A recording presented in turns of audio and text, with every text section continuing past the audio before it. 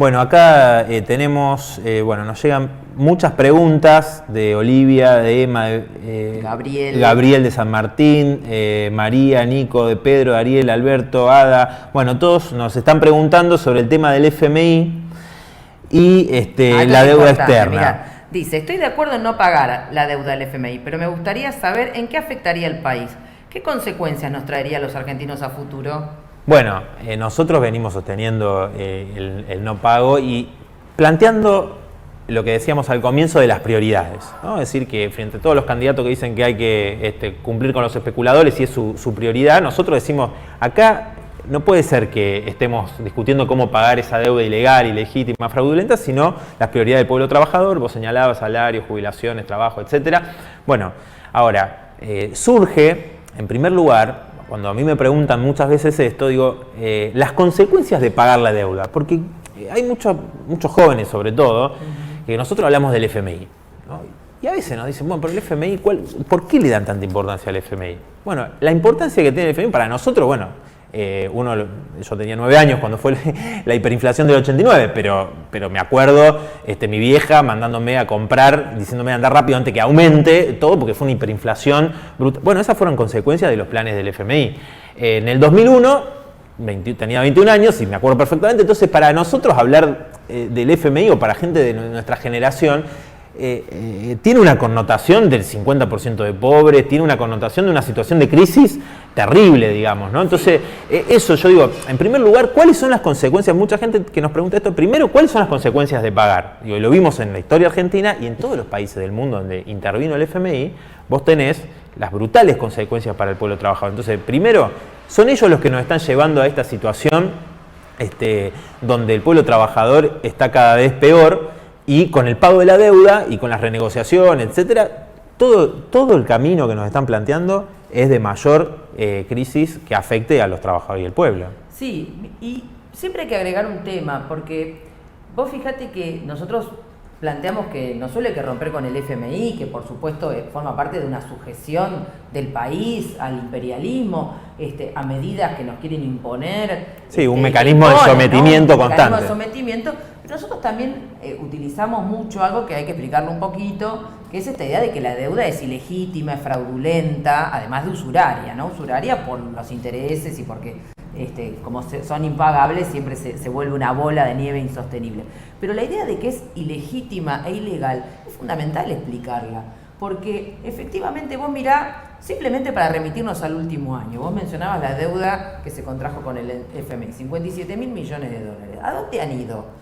A enfrentar o a resolver el 53% de los niños bajo la línea de pobreza, a resolver el nivel de desocupación que se abre sin cuartel, la situación de la obra pública, que vemos la falta de viviendas populares, vemos los problemas que hay por todos lados. De ninguna manera, es un préstamo que nadie pidió, que a vos no te preguntaron, a mí tampoco, y a nadie de los que nos está escuchando seguro. Sí, ningún laburante vio un centavo de eso. Ningún laburante vio un centavo ni opinó. ¿Y por qué tiene que hipotecarse él, sus hijos, nietos y bisnietos por una decisión que han tomado para garantizarle la fuga de capitales a los bancos? Entonces esto también hay que decirlo con claridad, porque en general los trabajadores, como vivimos de nuestro trabajo y no del trabajo ajeno, pagamos nuestras deudas.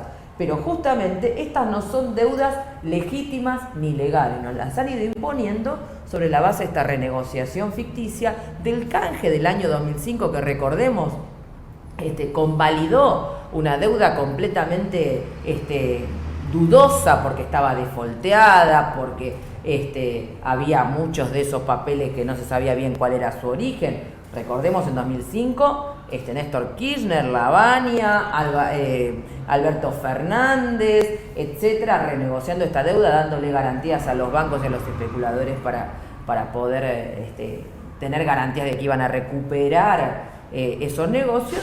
Y más atrás todavía, bajo la última dictadura militar, la estatización de la deuda privada. Entonces, sí, te agrego un dato sobre eso, que por ahí también mucha gente joven no lo sabe, pero Cavallo, que estatizó la deuda bajo la dictadura, la deuda de los empresarios como la familia Macri, Alberto Fernández fue legislador por las listas de Cavallo, uno de los ultraneoliberales, ideólogos del neoliberalismo en la Argentina, América Latina. Entonces digo, también eso hay que tenerlo en cuenta para ver esto cuando se habla del panquequismo, ¿no? Pasaron por todos.